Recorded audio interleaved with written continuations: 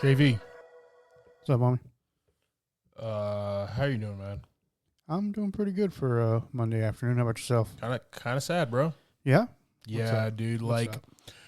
I kind of was thinking, we talked last week about HBO Max and them just doing the reorg with other DC stuff. Right. I'm still really pissed off about not seeing Batgirl. Like, isn't the point of getting people to, like, download and buy HBO Max so that they can watch stuff? Right.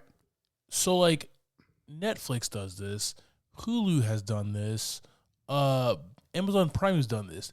They have crappy original movies, especially True. Netflix. True. Yeah, I'm trying to write one for Netflix right now.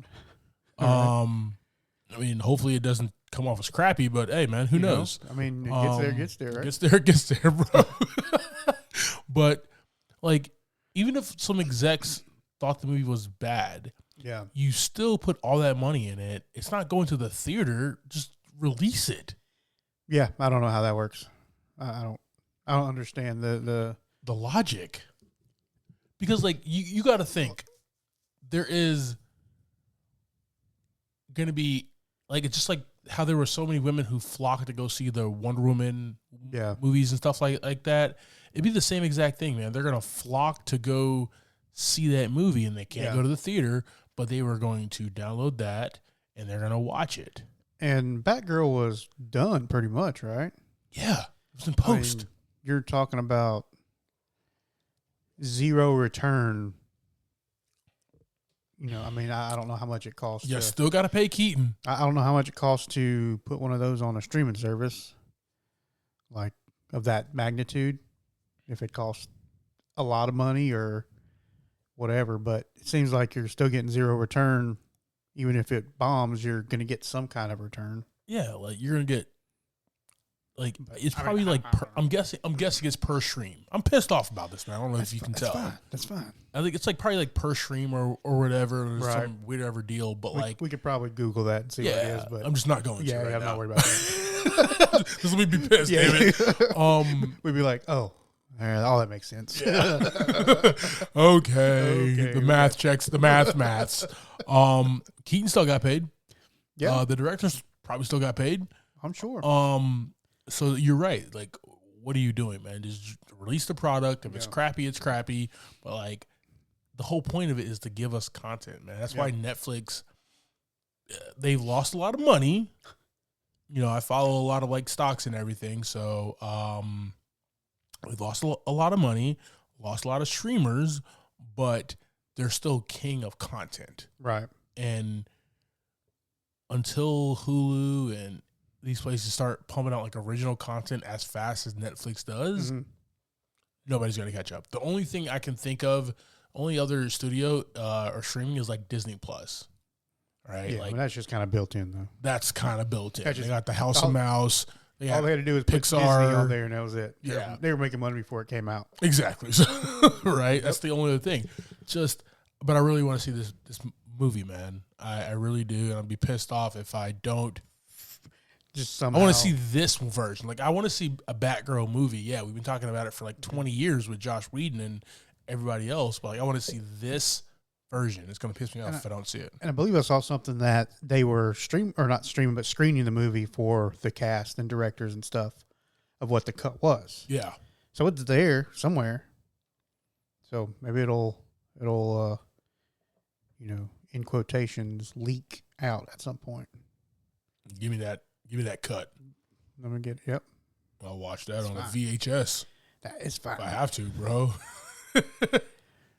That's it. Man. You got the power. More power to you. So, still pissed off about that. But other than that, man, I'm doing good. Yeah. All right.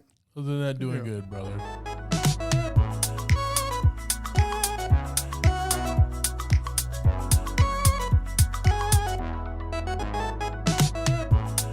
Welcome to this week's episode of Movie in a Pod. I'm Clyde Smith. And I'm Javier Villalobos. On this week's episode, we are discussing the trailers for Smile, She Said, the latest episode 2 of She-Hulk, and our movie of the week, Theif.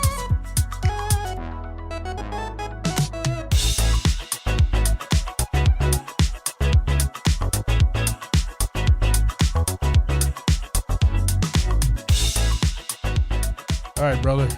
New week, some new trailers here. Yes, sir. Yes, sir. Got this joint, man, from Paramount. Smile. After witnessing a bizarre, traumatic incident involving a patient, Dr. Rose Cotter starts experiencing frightening occurrences that she can't explain. Rose must confront her troubling past in order to survive and escape her horrifying new reality. We can't even enjoy a Smile anymore, bro. Just creepy. Like, I mean, they will make a horror, thriller, psychological film about anything now. A Smile? Yeah. What were your thoughts about this trailer, man? Talk to me. Yeah, I'm pissed. I'm curious as it's going to like just people having some kind of mental breakdowns, or if it's like a demon possession. Like, you know, what are they seeing? Are they seeing just illusions, or is it like the real deal? I mean, it seems sort of possession, like demonic kind of thing, right? That's what it comes across as, Yeah, because I think the girl's like, obviously, you can see the girl's blood outline of her smile in the sheet. Yeah, wild. Which was pretty creepy. Everybody's just smiling at each other like, why are you smiling at me like that, guy? Like, it is so weird, man. Like, I'm just saying, and I'm not going to get, like, worldly, but, like, in this day and age, we need more positivity. And you making this movie, who's this guy? Who's this person? Of course it's a guy. It was I don't know if Parker Finn's a guy. Man. Everything's off, or there's nothing off limits. Parker Finn's a dude. Parker, you created this, and, like, I'm going to watch it because, like, I'm just a fan of cinema, but, like, you made a Smile. Clowns? I don't like clowns anyways. But why do you not like clowns? Is it a big factor? Because their happiness is fake. Is it a big factor in that, though? Smiles are fake. No, we can't enjoy smiles. Yeah. Scream made us scared to pick up a telephone. Right. Everybody got caller ID after watching that movie, man. Yeah. You know, so it's just like, what? I can't go. I can't hang out with my friends. Yeah. You know, driving drunk down a mountain road and possibly hit a guy. That's scary because he'll come back and haunt us. Never know like, what's gonna happen when you. I don't know what's gonna happen next summer. You know, but he does. So, like, what can we? Why are we have to be afraid of everything, bro? Okay. Your point is excellent. It's an excellent point. Gosh. Can't go to summer camp. Yeah. Can't go out on Halloween night. Can't get in the lake. Can't go to sleep. Can't do nothing, right? Gonna sit in my room. Can't do that, bro. Yeah. Little monsters, man. They'll drag me out of the bed. Little monsters. Such a good movie. Such a good movie. I'm just tired of like these. They just take like the best thing and that brings us joy, and they just turn it on its head. We just saw The Menu, right? That trailer. We talked about that one. Yeah, I mean, food makes me happy. Yeah, there's a restaurant that's gonna. Well, I would. Okay, so put you in some kind of manhunt. The difference, and we need to probably review that movie, like when that drops. I was thinking that. I'm a big food fan. I mean, I didn't get to be 6'4", you know, eating carrots. Right. So, but I don't see myself going on some like exotic island. Like, I guess if I was invited and it was all paid for, but we don't, you know, I guess that. But like, I wouldn't pay for it. Right. Nah. My friend said like, "Yo, I got an extra ticket." Right. I'll consider it. Yeah, a lot of stuff like this, and yeah, so it's like this whole thing's like passed on to different people. Wow. So now you have some kind of disease or some kind of something going on, and very creepy. I don't like seeing people like that because, like I said, people just smile at you all the time. Now somebody's like standing on the sidewalk or whatever, and they look at you and smile. It's gonna be creepy. Bro, I'm saying this, man. This comes after. You say run them over? Jeez.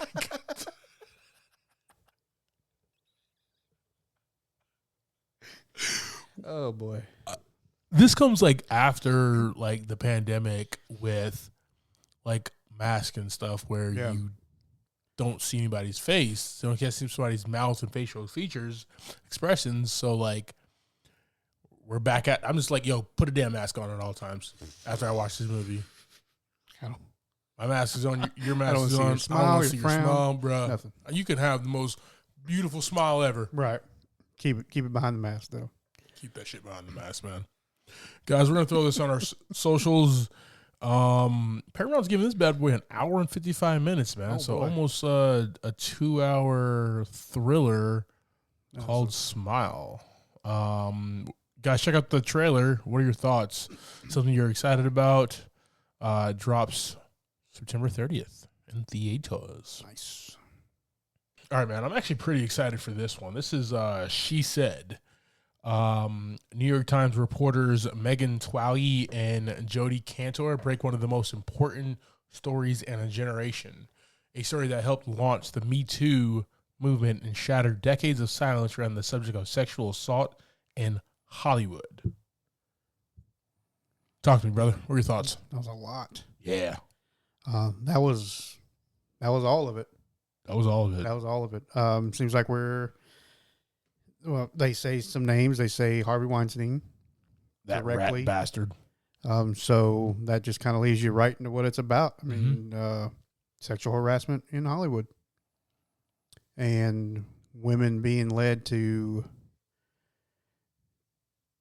think they're there for those interviews or whatever, or auditions, and really they're there to be tricked into some sexual activity, which they are not there for, obviously. Yeah, man. This is going to be I'm really a big fan of, like, investigative, like, reporter type movies. Oh, yeah.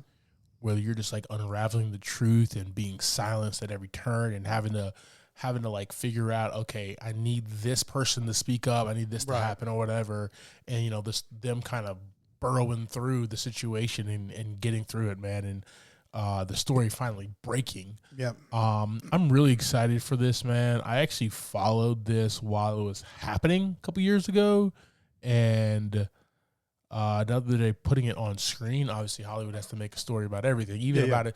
This is such a Hollywood movie that Hollywood is going to make a story about itself being shitty. Right. You know what I mean? Like, that's the most Hollywood thing ever right there, man. Yeah, I suppose it's to let us know that they know what's going on in Hollywood. They're trying to crack down on it.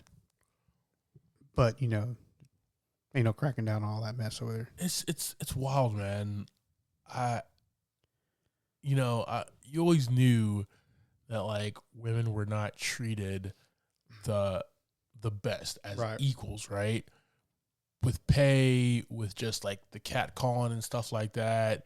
But, like, learning about this shit, man, and then seeing this movie, how this is even going to open some eyes about, like, the details. Yeah. We don't know the details that this movie is going to bring, right? Mm-hmm. And just like, yo, these men were really shitty, and the men who, like, helped protect Harvey Weinstein, these other guys, man, like, those are the real douchebags. Yeah, and getting in maybe heavy into the testimonies and things like that. Yeah. For these cases. Yeah, man. That's going to be intense. This is going to be a hard watch. Yes. But I'm there for it, man. Highly recommend. We're going to throw this on our socials.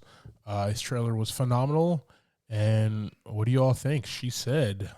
This one has Samantha Morton and Carey Mulligan leading the cast there. So let's know what your thoughts are. All right, brother. Episode 2. Episode She-Hulk. 2. Yes, sir. She ain't got no job. Nope. I love that. I love that the logo flipped. Yeah. Yeah, I like that. For hire, right? That was one of the first good laughs of the episode. She's starting to give me a real, like, Ryan Reynolds vibe. Like, her under her breath talking to herself. Yeah. You know, it's kind of like Deadpool, right? She can talk to herself and say things and not, you know, people can't really hear her, right? Because she's speaking to us, kind of. Exactly. So, yeah, I was enjoying that for this one because she did a lot. Like, just... But I think even like Ryan Reynolds is so good at that outside of, he just does that like in movies himself, right? Yeah. He could be going through something and just be like, this is interesting. And he's talking to us, but not really breaking the fourth wall and stuff like that. Yeah. So she's doing that quite well, man. She has her own little spin on it though. I like that she was back with the family, man. Yeah. Yeah, it was a good time. It was a good time, bro. And they just, let me hear, like, what's going on with this? You know what I Right. mean? What's going on with this? And they just throwing her one way, throwing her this way, talking about Hawkeye and stuff. You're not the first Hulk we've had to deal with in this family, right? What about your boy Wong making an appearance? Let's go. Well, news clip. Yes. Yeah. Beating the mess out of what's Abomination. The Abomination, yeah. Yeah, that was a good time. I was waiting for that to tie in at some point because it's there. It's always there for a reason, right? We don't ever know why. I remember when we saw the movie, we were all like, "What is Wong doing out here fighting, just street fighting?" And then they're hanging out, like they're hanging out in the locker room or whatever. Yeah. So hopefully we'll get to see what that was all about. She's got to defend this guy, man. Yeah. Yeah. And like her case I love her boss as well. Yeah. He's just like, well, this is the case. Yeah. Go do it. So this is going to be, now we see it's going to be placed right around the same time as Shang-Chi was. Yes. Pretty close to it. Which is cool that they're kind of overlapping things. Yeah. It kind of brings a phase 1 vibe back, you know? Right. Because what was it? Like Iron Man 2, Iron Man 2, and Thor, and the Incredible Hulk all happened in like the span of like a few days. Yeah. Right. So yeah, that's the same thing they're doing, letting you know that it's not just a one-off thing. Yeah, and then apparently Banner's heading out into space. It's whatever. Not even telling her. Yeah, just rolling. Just rolling out, bro. We'll probably see him in what the hell is it? The Marvels? Right. Something. I don't know what else is space or no telling. There's the whole rumors of the World War Hulk situation. I feel like we did that in Ragnarok though. We did like a portion. We like adapted it a little bit. You want like a full on. I think he was supposed to. That really wasn't that, because I think he's supposed to full on like rage. So, I see what you mean. He also was. I think there was like a Planet Hulk. Yes, right? And that's kind of what Ragnarok kind of was. And then I think the World War Hulk is supposed to be like just him being wild. One of those, and I don't remember what it was. Like he could just speak. It wasn't just like Hulk smash. He could like he is right now. You know what I mean? Yeah. Like he's the best of both worlds. Hannah Montana, you know, where he could speak. I don't remember if it was World War or Planet Hulk though, but that's what I do remember. Right. My favorite part of this episode, man, was just at the end when her dad's making her just do like a bunch of shit in the house, dude. Like, I mean, yeah. If you got to get a bunch of shit done and you haven't got it done yet, and your daughter's a Hulk, yeah. She's here, all the water bottles around and all that stuff. So stays hydrated, bro. Yeah. Tatiana Maslany, she's doing her thing. I'm really enjoying this show. I'm in it, and I just don't want to see her do this. She's such a good actor. Right. I want to see her in the MCU later. Right. You know what I mean? So I hope it's just not this. So we'll see, man. We'll see. Yeah. All right, guys. Episode 2. By the time this drops, episode 3 is out. And talk to us about it. Let us know your thoughts. All right, guys. So we got a new segment of movie news. We're bringing it back. Oh. All right. Oh. And Javi went ahead and put the music in there. I hope we'll see. I don't know. I don't know what he does in post. All right, dude. Your buddy Ezra Miller. Yes. He is back in Burbank. He's trying to lock down that bank account still. He's to make sure that bank account's going to be all right. He's back in Burbank, and he's ready to be the Flash everybody wants him to be. I don't know what to say. I don't know what to say. I mean, my man would maybe just had a moment in his life where he just needed to do some things, maybe experience a few things. And he went out and did it. He just needed to punch people? He just needed to punch people. And steal some stuff? You know, it's a thing. Lock himself up in Vermont? Like, he needs to do all this? I just like, so he's back and he's groveling and working with his team and Warner Brothers, and they're talking and everything and trying to, not recast this kid with, from the kid from the Flash show. I still think you need to do that. Yeah, we need Grant Gustin. Yeah, but I thought Grant Gustin was the best pick before. When they announced Justice League, I was like, yeah, let's move Grant Gustin over. Yeah, well, I mean, he was kind of involved with the project, so I'm sure CW had his ass locked down. Yeah, but that's not something that I think that Warner Brothers DC could have mangled. Yeah. But what do I know? You know what? Right. Yeah, what do we know? I haven't seen Batgirl yet. You know what I mean? What the hell Warner Brothers and DC doing in there? Damn. I have no trust in the studio right now, man. My favorite studio. This is what my favorite studio has done, okay? Yeah. They have messed up the DC universe. Yes. Okay? They have let Christopher Nolan, who is the greatest director right now, walk. It's a Universal. Right. They didn't release Batgirl. That was it, right? That was the straw, wasn't it? That was the straw. Like, what are you guys doing over there, man? Like, okay, I don't know. So like I look at it like this, man, right? Hear me out. I'm pissed off again. You were coming down. Here's going back up. Yo, like McDonald's created like the fast food whole drive-through experience, right? Right. And everybody copied that, right? Everybody copied it. That's fair. Marvel with Paramount and now Disney created the MCU, like the comic book multiverse kind of storylines where everything is connected, and we're going to see everybody all in this one great movie and everything, and then we're going to have some solos. They have perfected that, and we're going to do it again. Do it again, yeah. Rinse, repeat, you know what I mean? Yep. And they do it, and they do it well, and they wow us every time. Sometimes they don't wow us, but that's beside the point, though. They still make some money, though. They still make a lot of money. Yeah. Everybody tried to do it, man. Universal tried to do like a Monsters universe. They're trying to do a Transformers universe there. Right. They try to do a G.I. Joe universe there.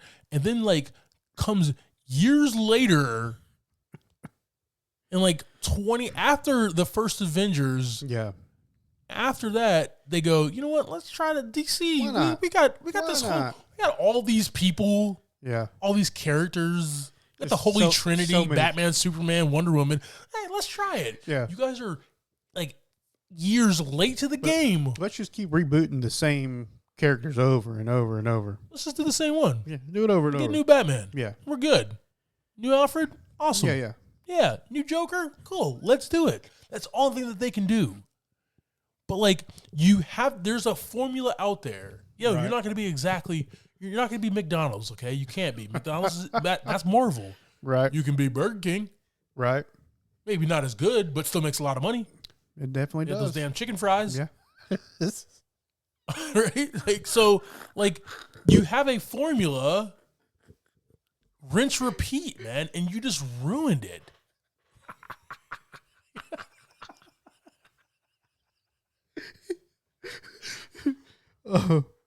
Oh man! And now I'm like fearing chicken fries. You bring the chicken fries into this. I was so on the fence about Jason Momoa as Aquaman, and then I saw Aquaman. Yeah, and I was like, yeah. But that was about the only way you could get Aquaman to be I can see the hype.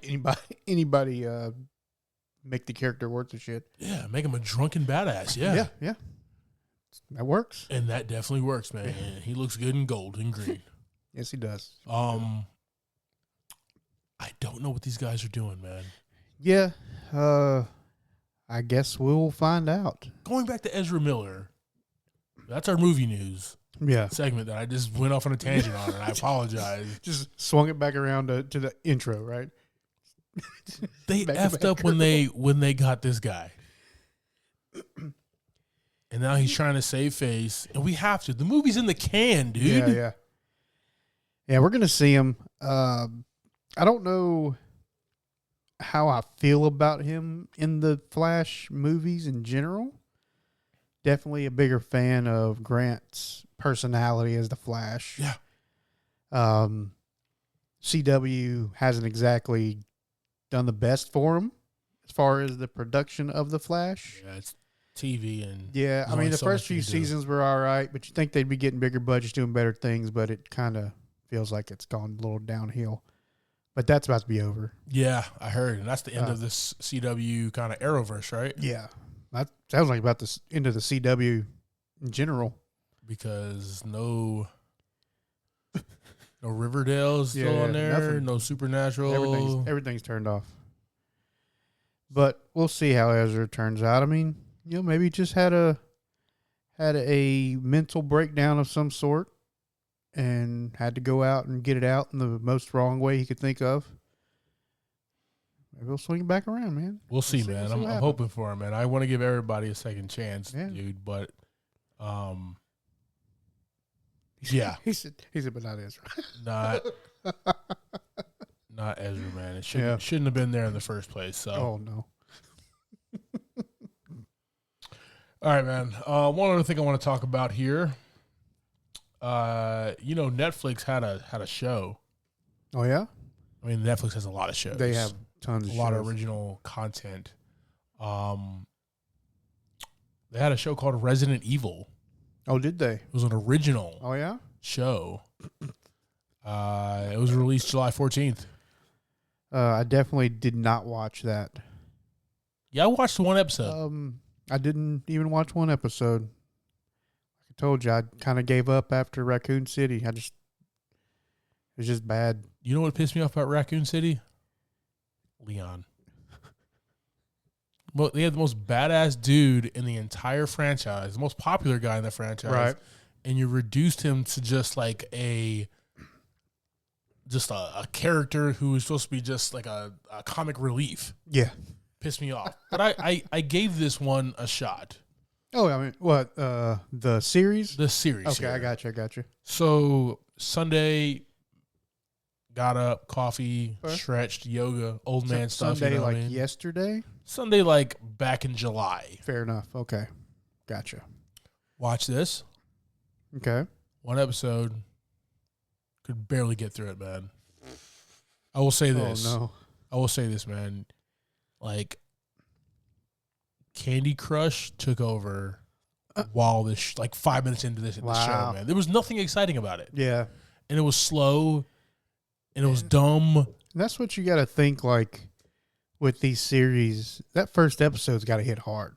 You have to. That first, especially with the attention spans that we have now, that first 5 minutes has got to hit hard. Phone is right there. Yeah. Boop. Yep. Easy. Got to hit hard. And if they don't, you lose it. But I didn't start it, so. Well, that's good because it did not get renewed for a second season. Yeah, it did not. Got canceled really quickly. I mean, even my wife, she's the biggest Resident Evil fan. She hasn't even turned it on. Wild. Yeah. And she was definitely not a fan of Raccoon City. She was not a fan. She did not walk out of that theater happy. She was not happy about that at all. You mean you walked out like, yeah. I mean, okay. She said, going home. Yep. We're done here, guys. So, man, at this point, what do you think that whoever owns the rights to these movies, what do they need to do, man? How do they need to? Well, I didn't watch the series, so I don't know what their production was like. Or it was trash. Okay. That's all you need to know. I mean, Raccoon City was kind of the same. Yes. I don't know. I just maybe a bigger budget, a smarter person, or a better visualized person on these types of movies. Before we even talk about budget, right? Yeah. I like to talk about story. Yeah. And elements. Like this one episode I watched of Resident Evil on Netflix. Yeah. It spent a lot of time in like a future quarantine city. We had a black Wesker. It was super weird. Okay, fair enough. He had some daughters. It was like a high school thing that was Yeah. going on. Okay. Just wild. They fought some dogs. Okay. Some like mutated dogs. It was just another thing. It was just another thing that Yeah. was just things that were happening, but was not really connected. Right? Gotcha. Like it wasn't telling a story. And that first episode did not get. But like my question is like, I would like to see not an adaptation like Raccoon City did. Yeah. But I would like to see like a Resident Evil movie. You take the first Like, game. I would say like a good follow of the lore. Yes. Yeah. Yeah. And that's And then I want to see Resident Evil 2, right. which follows Claire and Leon. So do the Chris in the first one with his team, and then Right. Claire and Leon in the second one. And that's what you need to do, man. Like them adapting stuff, like even pissed me off. And I love the movies because Mila Djokovic is like my hero, right? Fair enough. But like that kind of annoyed me where they were adaptations and not like straight through Yeah. what it is, man. Right. Right. And I did not appreciate that at all. Yeah. And then it just got weird. And that's kind of what happens, right? You got one franchise doing this thing. Now there's just a random movie out there that's doing something else. Yeah. And we got a series that's doing something else, and not going to follow that. Hey, man, let's go back to McDonald's, bro. Marvel's doing it right. Yep. You just got to get all the stones, bro. That's what Kevin Feige has, man. Yeah. I mean, one of my favorites so far has been like the first one. And just because, once it broke out. That original, yeah. Yeah. Once it broke out of that, it just soared out in the middle of nowhere. Which we had like maybe not good stories with those original movies. Right. But we had great scenes. Yes. Great. Yeah. Great production. Yes. Yeah. Paul W.S. Anderson is an okay director. Yeah. But what he does do quite well is like he can put together like a great, fantastic, like drooling, shot. Yeah. And you're just like, wow, that's awesome. Yeah. He has done that time and time again, man. So, Resident Evil on Netflix. Did you guys watch it? Yeah. How many episodes did you get through? I got through almost one. Javi, 0. Did not even try.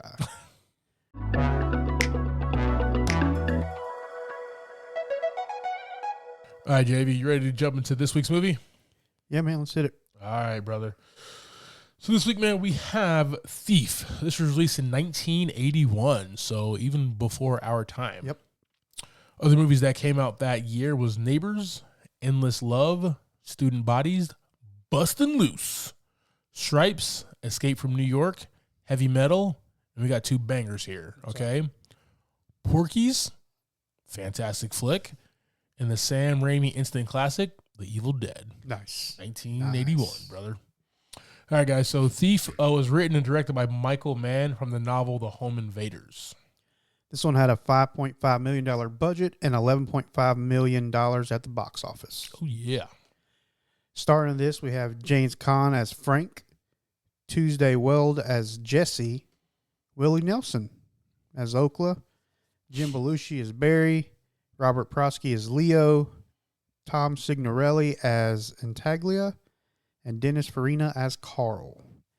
And then a bunch of henchmen.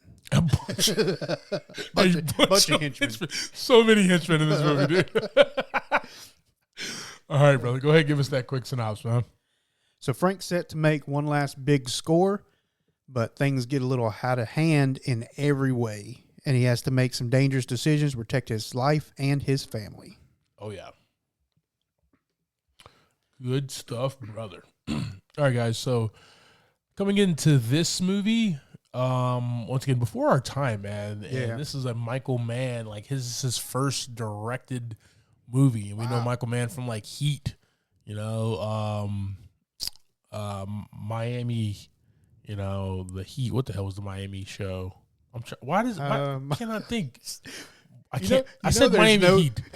I said Heat. That's a basketball team. You know, there's no Miami Heat. Definitely. You know, there's no like way that we start talking about this stuff and it circles back to the right answer. Right? It never does. It never does. It never does. Miami Vice is what I'm trying to say. Well, you said Heat, and then you said Miami Heat. I said Heat twice. Yes. Yeah. Because I thought like maybe that is it. So I was with you for the first Heat, and then I didn't know where you fell off the rails here. But you know, Michael. Yeah, this is his first one, man. The Last of the Mohicans, Manhunter, The Insider. Well, he did Heat. That's the movie he did. So I said Miami Heat. That's a freaking that's what I'm saying. Basketball team. You said Heat on its own. Damn it, Clyde. And then you said Miami Heat. And then I was like, all right. I'm going to go run Warner Brothers, man. They don't know what the hell they're doing over there. That pisses me off still. And Public Enemy. So his first movie was Theif, 1981, man. This movie stars, like you said, James Caan and this guy. This is the guy's guy right here, man. Yes, he is. This is Sonny Corleone after the Godfather movies, and he's out doing his own thing now. Right. And Frank is cool, man. Frank is a jewel thief, ex-con, and he's almost like too damn cool. He's very chill. Something about that walk, man. Yeah. Dude has a very, very strong walk. But he's a thief, man, and he's one of the best in the game. Yep. And what I really enjoyed about him was his preciseness. He had a lot of tact. Yep. And you know, he's just very skillful with it, man. I learned that Khan actually studied some like safe crackers and stuff to realize like what they did. I thought that was really cool, man. Yeah. You really saw that. Michael Mann is one of the early directors who like, hey, this is what you're going to do. This is the part you're playing. Go learn this part. Just don't show up, right? Yeah, this one ain't just reading lines because a lot of it's not reading lines. Yeah. Like method acting really started kind of here. Mm-hmm. The guys were doing it before, but really started here, man, with like, go learn this, go get immersed in this world. Right. This is what you're going to be doing on screen, man. And James Caan, fantastic guy. Rest in peace, by the way. One of the greatest who ever did it, man, in Hollywood. Your thoughts about Frank, man? Talk to me. Super cool. Always showing off some good style. Dude could dress. What was one of the things he says too? He's like, I changed my car like other people change their socks. I think that's what he says. Sorry. Yeah, just cool, man. Every time he's talking to somebody, he's the attention. He's at the center of the room. And throughout the thing, we learn about him too, as far as being not only being cool, being this thief. He's trying to start a family. Yeah, he has like a vision board. Yeah, well, it's like a vision card or something that he keeps in his pocket. Yeah. Because, you know, if you open that door behind you, there's a vision board. It's got a bunch of like red strings and stuff. Exactly, man. Yeah. That's exactly what it is, actually. So he has like this vision card, piece of paper or whatever that he kind of holds on to, exactly the things that he wants in life.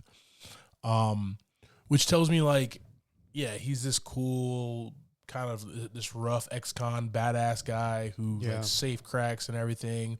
Also runs two businesses. Yep. Right. Has a bar. It's a front. And has a car. Launder your jewelry, thief money somewhere or another. Yeah, you know, and has another car dealership, another front. Yeah. But this is exactly what he does. Never sells any cars. He just drives them.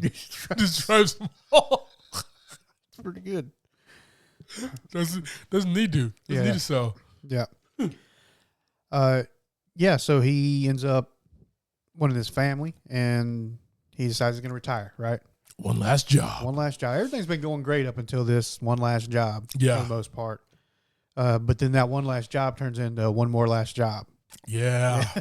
Yeah, man. He gets sucked into this mess with one of the other guys. I will say this, man. Like I've been in the game for a while, but I'm getting older. I got all the money in the world. Right. I need to get out. That's a tried and true like way to not get out. Way to get out. Like going into it when the trailer's like one last job. Yeah. It's okay. I feel like you just keep that to yourself and just be gone, right? Yeah, like get your money and you're just telling people this is your last job. Yeah. Nobody cares. Nobody's worried about your last job, especially if you're the best thief in the area. Exactly, man. And he definitely was. No, he was definitely cool, man. And I like that he had an out, and he thought that it was going to be easy, but it was not. Yeah. But here's the thing, man, and we'll talk about the next characters in just a few minutes here. He gets himself kind of wrapped around with who he thinks are acquaintances, business associates, and friends, and soon finds out they're double. What do they say? What do they? How they used to talk in the 80s? They're double or the 70s, 80s. Double crossing, no gooders. I don't know how they talk, dude. But Scallywags. Scallywags. I don't know. Do I need to bleep that? You might need to. It's 2022. My grandmother listens to this pod. Damn it. Yeah, he finds out that there are no friends in this business. Yeah.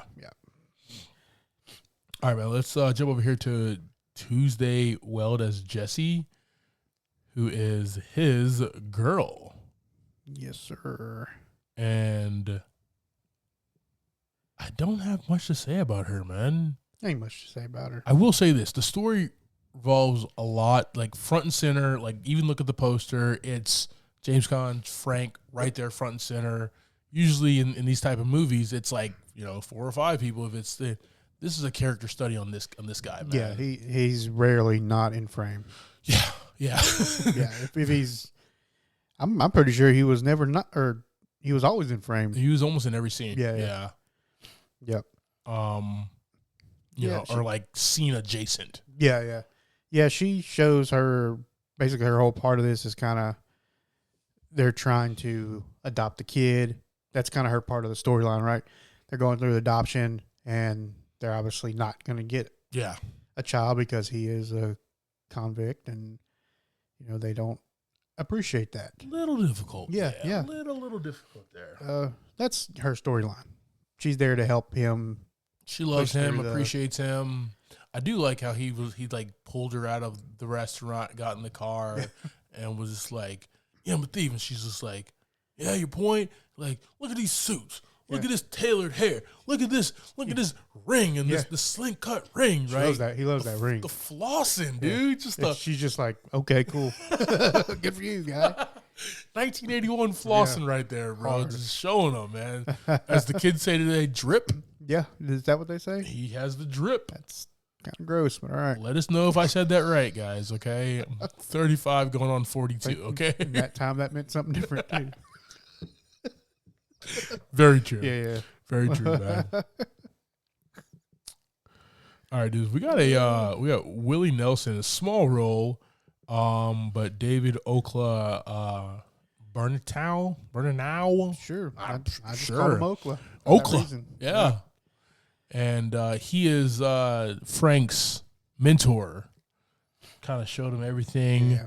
But he's behind bars. Yep. When we meet this guy. Right? And Okla's like, "Dude, Frank, like, get me out of here, man." Yeah. Like, I mean, I could get you out of here, but right. You have months to go, bro. Like, why would you mess this up? Yeah, just hang out for a few more months. That's all you got to do. Right? So he's kind of like that moral compass. And it just gives Frank more, he lives his life a certain way. Yeah. But it gives him more like emotional connection to people. Right. And I appreciated like those kind of character tidbits in the story. Yeah, that's kind of like Jesse. Jesse's part of that as well. Yeah. Because come to this next guy, Jim Belushi as Barry. Jim Belushi. This is just his partner in crime, dude. Yep. And he actually went as James Belushi in this movie. Did you see those opening credits? Oh, did he? It was James. All right. And He hadn't hit the age of Jim, No, where your name changes to Jim. He wasn't like Dad yet. Yeah. You know what I mean? When you become a dad, you go from James to Jim. Right. My buddy James Lenore, he's been on the pod. Yeah. I'm trying to call. He has 2 daughters now. Yeah. Trying to call him Jim, dude. I mean, I feel like you change the Jim if you name your son James, maybe. He does not have any boys yet. You know, So I don't know if that's how. I don't know the rules. I don't know the rules either. I don't but know you know the what? rules. We're gonna call him. You start calling him Jim. He's gonna punch me if I do that. He hates it. Yeah, let's not get nobody punched. Right? Yeah. But no, man. Jim Belushi has Barry, and he's kind of like the guy behind the guy, man. He's there, kind of tech, kind of early '80s tech guy. Yeah. But also has like all the equipment and everything. Right. Yeah, I love watching them tie into the like security system in that building. Yeah. So good. So good. I just so enjoyed 80s, that. Yeah, I just so enjoyed 80s, man. it. Just clamping on the little wires. Yeah. So good. Yeah. That was cool, man. Guys, you got to check this film out, man. All right. We got Robert Prosky as Leo. And Leo is the guy that gets entangled, kind of takes over as point for collecting for Frank and cleaning the diamonds, getting him the money and everything. But also they become business associates, and Leo's actually the one who helps Frank and Jesse get the kid. Yeah, so they have the kid, so he's kind of intertangled with these people now, right? It's still all like bad people. We're not. It's all a terrible situation. Yeah, remember we talked about maybe last season where we're kind of in this world of just bad people. Yeah, we're in this world again, right? Yep. That's it. There's no good guys here. Yep, just the baby when the baby shows up. Just the baby. Yeah, right. Maybe Jessie, but she knows that he does this. She doesn't care. Yeah, she's in it. So she's entangled as well. So, he now has ties to Leo. So Leo has something over him. Oh yeah. And with that, you want this? Yep. I want this. Quid pro quo. Yep. Let me get that money. You want to get out of this? I got a job for you. Yep. You want to do this? I got a job. One last job. One last ride. One last job. I'm gonna get through this, man. Yep. So, that's when things kind of start to take awry here, because he does the one job, and I will say, man, this is probably my favorite scene of them trying to get into where they got all the diamonds out. Where they were like they were burning the door off. Dude, that was so cool. Yeah, man. that was a long scene too. It was so intricate, man. Yeah. They used the long lens. Yeah, and was just like, we're gonna capture everything. This whole room. This whole room. Yeah. We're gonna capture this entire scene where we're just taking this safe door off. Yeah, we're gonna do it, man. Yeah, it was very interesting. All those scenes were, though, like the opener was really good. And that's what you want to open with, right? You open up with this nice little score. Yeah. Him just doing work. First off. So you know, like, how intricate, how detailed, how precise that he is, man. Yep. And then the whole scene you're talking about was a long process as well. It was like we were walking through it in real time with him. It's like we were standing there, and it's like, all right, James, get him his shit, dude. He has to go do the damn thing. What's taking you so long? The other guy just looking out like for the police scanners and everything, man. So it was definitely. It almost feels like the movie was going, and when these like heist scenes were going down, it slowed down so we can like experience this, right? Yeah. And because we've already. We got to take ourselves back. We wasn't there. Yeah. But like people experiencing that for the first time. Right. They're like, wow, this is awesome. This is amazing. Yeah. We've seen it time and time again because we've seen a lot of movies who have done this, right? But it's always quick. Because you don't get to see all the intricate details. Yeah, the drilling and all that stuff. It's usually cutscene for each little part. Yep. And then you're in the vault. Red Notice, man. They were in the vault quick, dude. Yeah. So this is when it kind of goes wrong with Leo, and Leo has him do this one job, and he goes to cash out. I love the beach scene too. That was really cool. Yeah. But then he goes to cash out with Leo, and Leo was like, "I know, we actually got another job lined up for you. Yeah. Here's your little bit of money. Yeah, here you go, man. You We'll get, give you. you catch the rest in for the next job. We'll go 1 for you, Yeah. 17 for me, 1 for Basically, you, yep. 47 for me." Yep, that's exactly how that went. Frank gets pissed off, takes the money, runs and everything, Yeah. and is like, "All right, I'm out. I'm done." And this is where it gets dark Yeah. with Leo and all of his henchmen. Dennis Farina in there. Yeah. You are right. Yeah. Still got that cool ass mustache. God, Farina, dude. 2013. All right. It gets kind of deadly after that, man. Yeah. I'll just leave it up to that, and Frank goes like Max Payne on him. Yes, perfect. I really got like Max Payne Yeah, vibes. Yeah. Yeah, he does a lot of work at the end of the scenes. That was a lot of work, bro. Which is fun, man. So, Good deal. let's talk about. I mean, like I said, we have a crap ton of henchmen, and they get shot, and they do some shooting, and there's some dumb cops that go to Ohio. Where'd they go? Where did that? Well, he put the tracker on the bus. Well, he goes out of frame. I thought that was really cool as well. So the police are tracking him Right. with like this 1981 tracker. You know, Yeah. Looks like a cell phone. high technology magnet right on it. there, right? Big antenna. And he goes out of frame. Right. Frank does, and then he comes back in frame, and then like we start going again, and the cops are like, "All right, I picked him up." We find out the cops are following him. Cops are following the bus where the tracker is on. It's going to like Wyoming or somewhere. Yeah, I don't remember. Somewhere way far or whatever. So, Yep. the look and feel of this movie, man, this definitely is. It's defined as a neo-noir heist action thriller film. So it's a lot of words. Yeah. And that's kind of Michael Mann's vibe across the board. I don't know how many Michael Mann films that you've seen. But that's always been his vibe, and he just kind of ups the ante with everything, going up like Public Enemies, Black Hat, which was actually good with Chris Hemsworth, Thor. Miami Heat. Yes, very, very new. Oh, good God. Hate you so much. You did that shit on purpose. I did. Miami Vice Yeah. was also like a neo-noir detective show, and even the movie with Colin Farrell and Jamie Foxx, which didn't do good, but I will say that was a really sexy movie. Which was that? Miami Vice. The movie? The movie. I did not watch the movie. You didn't go see that with me and John? I don't think so. There was a third person it might have been Mitchell. There was a third person who went with me and John. Other And that third brown person guy? walked out, said, A different brown guy? What do you think? I guess Mitchell's close enough, I guess? Yeah, he's got Some Greek in him or something, Yeah, right? yeah, I don't know. But the third guy walked out and was like, "This sucked.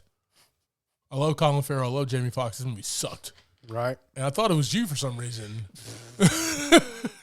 It was back in 2006. Right. So, Don't think so. all right. Well, Yeah, that's fine. but it looked really cool, man. It kind of had that neo noir. So that's always been like Gotcha. his style, man. So he starts that here and definitely rocks through it. And that's what I really enjoyed about this film here, man. Is just that kind of dark style, and even those like long shots, man. Yeah. That was just really, really fun for me. Yeah, for me on that, it was the safe cracking and all that stuff was fun to watch, those scenes. But it was heavy dialogue. Heavy. I will in between. I will say this, dude. Yeah. A lot of words. Yeah. I will A say lot of words. I will say this about Michael Mann, dude. And it was like over a 2-hour movie. Michael Mann is really known for his dense scripts. Yeah. Yeah, they never once the heist was over or starting. Before that, just dialogue. Just so much. Just A lot thrown at you real quick too. You get a lot of exposition. Yeah, man. yeah, a lot. You get a lot of exposition. Like they were in the diner forever. Yeah. That one scene. They really They were in that diner for a while. Yeah. And you know that I will say this without giving a rating, man. For me in Michael Mann films, that's always a knock for me, which means like you get less stars. Yeah. Because it's so much information. It's a lot. It's really a lot to keep in mind and keep the characters on track. Yes. But luckily there's not a lot of characters. Very true. That's kind of the balance out. You got basically 4 or 5 characters that really talk the whole movie. Agreed. But they talk a lot. They talk a lot. Yes. You know who doesn't talk a lot? Belushi. Yeah. No, he don't. He does not really talk He really a lot. doesn't. Yeah. He does not talk that much, man. But I will say, man, the music in this, tension that you can cut with a knife, man. That was the feel that Michael. That's his style. Michael Mann has Michael Mann. If your name is Michael and you're a director, you have a style and you stick to it. Right. Damn it. Bay and Mann, they stick with their style, And no you matter have what to. movie You have to with a movie like this. Yeah. Because when there's no talking, or when the talking stops, it stops, and it's action time. It's action time. And all you have is noises and the score. That score, man, is just dense. Yeah. So good. Yep. Yeah, man. So this was shot on location in Chicago. Sweet. I thought that was really cool, man. Yeah. There was one scene when, The Dark Knight was also shot on location in Chicago. So there's one scene when they're going through, I guess the subway is above and they're driving and they stop right here. That's the same damn road they use in The Dark Knight. Right. I'm just like, I've seen that before, man. Right? Seen that a lot, actually. You've seen it a lot. It's kind of an iconic look. Yeah. Right? The roadways, like you said, the roadways, and you're driving under the road, or you're driving under the train. I don't know if it's a subway. It's not a subway because it's above you, right? Yeah. I don't know how that works. Can we just fall back to everything? Yeah. It was awesome. I'm not a train guy. I'm not Joe Biden. Yeah. I don't know what's going on. I'm not Pete Buttigieg. I don't know what the hell is going on with transportation and trains and stuff, okay? I look like Thomas the Tank Engine to you or something? Gosh, I don't know this crap. I just get on him. Matter of fact, I don't even get on him. I haven't been on a train in forever. I have not either. It's been forever. I don't even know what to do. Take your ticket? I just hold this? Okay. Are you really with the big hat gonna Yeah. gonna add this? Is that what you could? You can take out your pocket watch. Check. All aboard!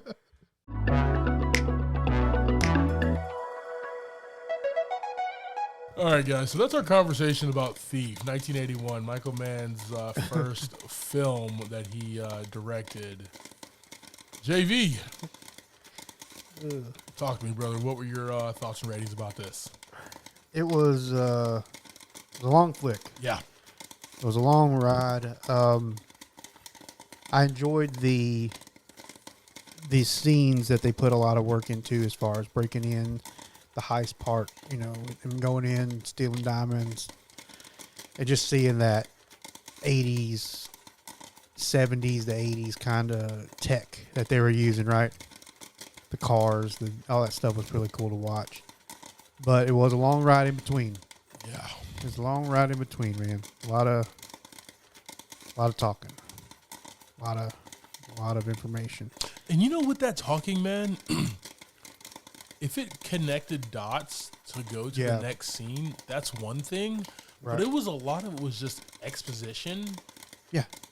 And you're building Frank, but you don't care about anybody else. Right. So when you're learning about everybody else, it doesn't. That's where you lose that train. Yeah, you lose that train going forward. And that's where it becomes like you kind of start losing the attention because you're like, now this story's getting a little crazy. Yep. You're going all over the place.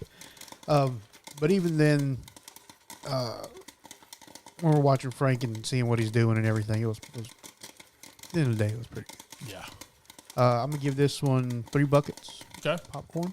Don't know if I'll watch it again. Yeah. But it was definitely worth the first watch. It was a good movie at the end of the day. What about you, man? What you got for us? Yeah, I'm giving this one 2 buckets of popcorn, 2 bro. buckets, fair enough. Yeah, dude. Once again, James Caan in this movie, fantastic. Yeah. Just a man who wants to walk away from the game, right, and live a normal life with his baby and girlfriend. I am a sucker for those type of movies, man. Right. Because you can do a lot with those characters. You can do a lot of character development with those people as well. Yeah, I mean, it's just a guy living his life. Yeah. Regardless of his career choice, right? And how he keeps getting sucked back in because of X, Y, and Z, man. Yeah. It's a tried and true. Like I said earlier, it's tried and true. So when you're in the criminal belly, the criminal underworld, right?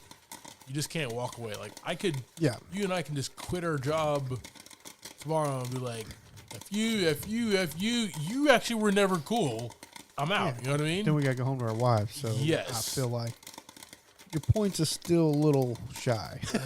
Damn it. 2 buckets of popcorn, guys. The music was cool. It was just kind of long in the tooth.